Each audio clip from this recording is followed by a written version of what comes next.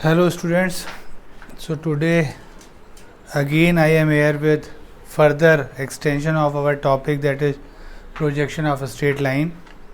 Earlier as you remember that we have discussed 5 simple cases in which in all the cases the line will be at least parallel to one of the reference plane. Today I am going to take the further next case, that will be projection of a straight line inclined to both the reference plane, and this is the most interesting part of a straight line, when a line will be inclined to both. Earlier I have discussed how that will happen. Suppose if I take this stick like a straight line and hold it like this. Now right now at this moment this line is inclined parallel to both the plane. It is parallel to HP as well as parallel to VP. Suppose now keeping this end fixed, if I rotate it like this, now this will be inclined to HP and is still parallel to VP. Now further, if I rotate it like this, so that this end will come towards you, then this line will be inclined to both. Now in this case, as you know that a line will show its true length when it is at least parallel to one of the plane. Because this line is not parallel to both the plane, it means we are not going to get the true length of the given line in any of the projection. And also, when we will not get the true length, we will also not get the true inclination. So suppose the first case I am going to take, I am taking a line in which the true length of the line will be given to me. The first end, that is the fixed end, that will be given to me, that is the end A, and the line will be inclined to HP by some angle theta degree and inclined to VP by some angle phi degree. So if I want to solve this problem, as this line is inclined to both the plane, we know that it will not give us the true length in any of the projection. So how we will solve this problem? So we will start with the simple steps. Initially we will plot the line in the simplest position, supposing that line will be like that, and further move forward, and then we will approach to the final solution. So what is the way? Initially what I am going to suppose, one of my simplest line will be, so my first step will be step 1,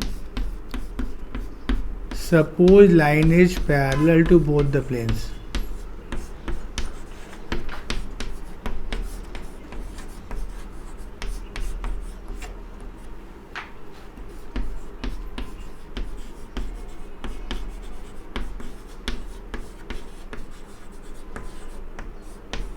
So in the first step I am going to suppose my line parallel to both the plane. So I will begin with the first point, that is the point A that is given to me. Again I will draw this XY reference line and then plot the first point. That will be the point small a dash and small a. Suppose that will be H above the HP and D in front of VP. So I have plotted my first point. As this line is parallel to both the plane, it means both the projections will be parallel to the reference line. So I can easily plot parallel to the reference line both the projections by taking the same distance parallel.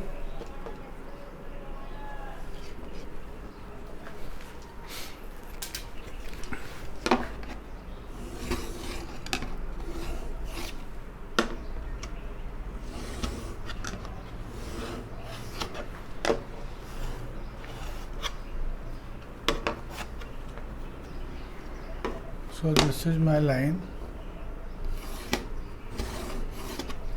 This line is parallel to both, and I will name it B1 dash and B1. So actually I have given the name to this line will be not AB, but this line will be AB1, because AB will be this line which is inclined to both. But we have supposed a line, so initial point A will be the common point, so that is the main point, and the second point will be the point B1, that is the same position. This distance will be D and this is also D. This will be H and this will be also H. So this is my first line, and what is the length of this line? True length. So I will also mark that length, true length.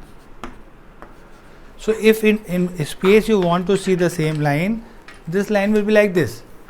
I have taken the first end, that is the fixed end. Now A will be the fixed end and B will be, we have plotted along parallel to both, so B1 will be at the same distance. What is the distance of point A from HP and A from VP? Now keeping this end fixed, second step, look at the second step. Now what I am going to do, I am going to make this line inclined to HP by some angle theta degree, keeping it parallel to VP. So holding this end, I will rotate it like this. If I rotate it like this, then the distance of this point from the HP is going to change, but this distance, that is the distance from VP, is not going to change. So now the line will be inclined to HP by some angle theta degree, and that theta will be visible to me in the front view, and also the length of the front view will remain same, that is still true length, but now the top view will be shortened. So we will solve this second step. So I will make the line inclined to HP. So step 2, my step 2 will be make the line incline theta degree to HP, keeping it parallel to VP. So now as the point will be shifted from one position to the another position, the name will also change, and now suppose the name of the line will be AB2, because now this is not B1, B1 will be this point. Now we are shifting towards another point. So I will make an angle in the front view. As you know that whenever a line will be inclined to HP, the front view will be inclined to the reference line, and the length of this front view will remain same. So I am doing this with the help of this arc. So take the A dash as center and A dash B1 dash as radius and shift this, and this angle will be, I have taken theta, and we will got the second point, that is maybe the point B2 dash. So this is the front view of the point when the line will be inclined to HP. It is still parallel to VP. Parallel to VP means that the distance of the top view will remain same. So from B2 dash we will come perpendicular downside, where it is going to cut the point B1, that is point B2. I will darken that much part. Now look at this yellow line. This line is inclined to HP and is still parallel to VP, and this is the top view will be get shortened. Clear is second step. So I make the line inclined to HP by some angle theta, is still parallel to VP. Now the top view will be shortened. Now suppose from this position, if I move it like this, now this end will be shifting, its distance from the VP will be changing, and the line will be inclined to VP also. But look at this stick.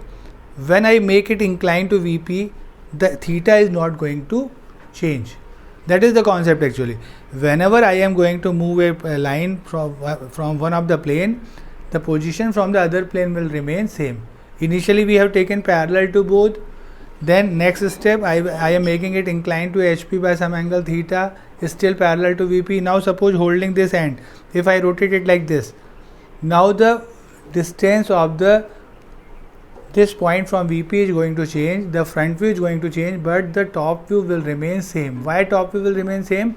Because this theta angle is not going to change. So what we concluded, that if I make this line inclined to HP by some angle, then the top view will be changed. If the same line will be inclined to VP also, this top view is not going to change again. It means what I got, this top view will be the final top view. So one value I got by doing this second step, the top view will be fixed.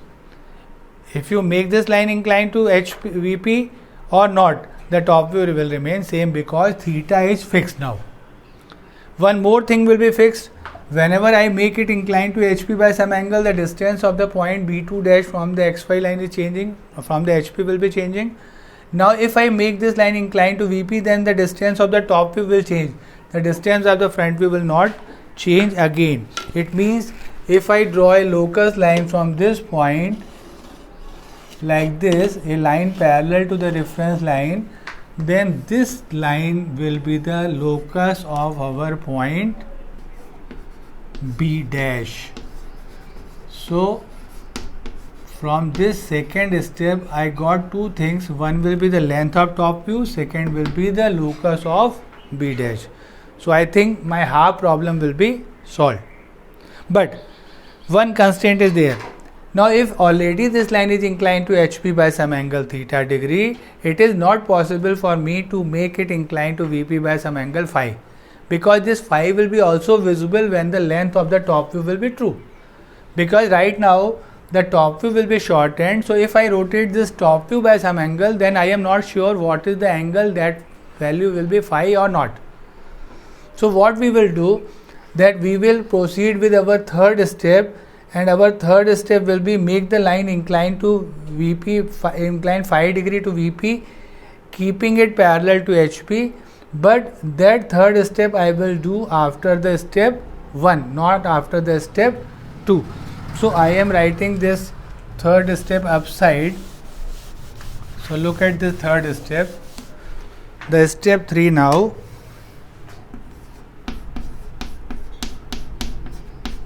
Make the line inclined phi degree to VP, keeping it parallel to HP. So what I am going to do, I am again going to start from the beginning, that is the simplest line, that is line parallel to both. Now keeping this end fixed, I will rotate it like this. So this end will move towards you and the line will be inclined to VP by some angle phi. Now in the top view we will get true length as well as the inclination phi, and that will, in the drawing, that will be done by with the help of top view. As you know that inclination with VP will be always seen in the top view. So I am going to make the top view inclined to VP by some angle phi degree, keeping it parallel to HP. So that is my third line, and I can name that line as AB3. So I will make this line inclined to VP by some angle in the top view. So that will be like this. I am taking little bigger angle than the theta, so my phi will be little bigger, and this will be phi. As you know that the length of the top view is not going to change, so true length, again I will rotate true length, take A as center and AB1 as radius, shift this line. This is our point A and this will be our point B3. Now the line will be, look at the line, now the line will be inclined to VP. It is still parallel to HP. Parallel to HP matlab means the distance of B3 dash will be the distance of A dash. So from this again draw perpendicular projector and go up to this initial line, and that point will be our point B3 dash. I will darken this line. Now you can easily recognize the line. Now this pink line will be the line third, that is AB3. Now the line will be inclined to VP and parallel to HP. The same concept, this line is inclined to VP, parallel to HP. Now the front view will be shortened. If I rotate the same line with the HP by some angle, this front view is not going to change again. So what we got the front view, and this length will be fixed. As last time we got the top view, and that will be fixed for if a line is inclined to both or inclined to one. Now the same way the front view will be fixed. As already I rotated this line with the VP, so the distance of this point from the VP is changed. Now this may be from D to now that is D1, but if the same line will be inclined to HP again further, then this distance is not going to change again. So it means I can say that we got the locus of the top view of the B also. So if I draw a line parallel to the reference line from this point and name it a small rs, so this will be the locus of point small b. So now look at the solution. Initially we have a line whose true length will be given to me. We made that line inclined to HP, keeping it parallel to VP. We got the top view, we got the locus of B dash. Now in the third step I have made that line inclined to VP by some angle phi, keeping it parallel to HP. Now we got the front view and the locus of B. Now already we have locus of B dash, front view length, top view length. Now what I have to do? In the step 4, I have to combine step 3 and second and third, combine step second and third and make it inclined to both. So what I have to do, I have to just shift the front view to the location of front view and top view to the location of top view. As you know, that see that this is the length of front view a dash b3 dash, and that will be equals to final front view, that is a dash b dash. So from now taking a dash center, rotate it like this, where it is going to cut this point, that point will be our b dash. Same way, this is the length of top view from A, hold take the center A and rotate this AB to where it cuts this locus line, that will be the point small b. Now we got B dash and B. Join this B dash with A dash and this A with B. We got the final line. Look at this line. This line is inclined to both. This last blue one line will be A dash, B dash and AB. This line is inclined to both the plane. So this is the way. And one more thing, as you know that these B dash and B are the points of the same points, front view and top view, so they must lie on a line, the same projector, that will be a line perpendicular to the reference line. So for checking that we have solved it correctly or not, just from B dash drop a perpendicular on the XY line that is going to cut point B. If that is so, then we have solved it correctly. And now look at this line, final line, A dash B dash. This is equals to this front view, that is short end. Look at this top view, this is short end, and look at these angles. The angles are enlarged, and this is denoted by alpha and this is denoted by beta. As you know that theta and phi are the true inclination of a line. These alpha and beta are the final angles. These are known as the apparent angles. Apparent angles of a line.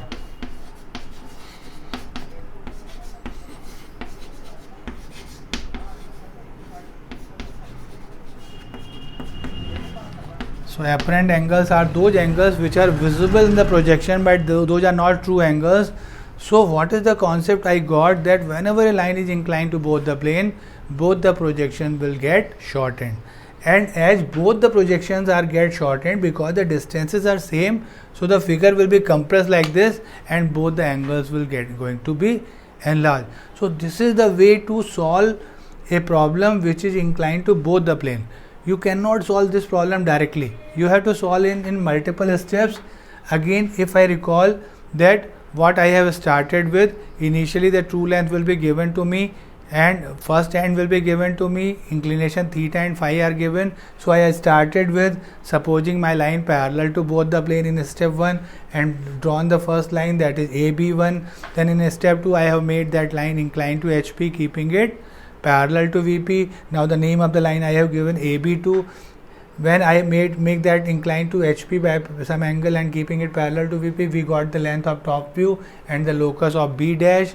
In third step, when I make the line inclined to VP by some angle and keeping it parallel to HP, then we got this locus of B and front view. And finally, in final step, we combine the second and third. We shifted front view to the front view and top view to the top view and get this final line, that is A dash, B dash and AB.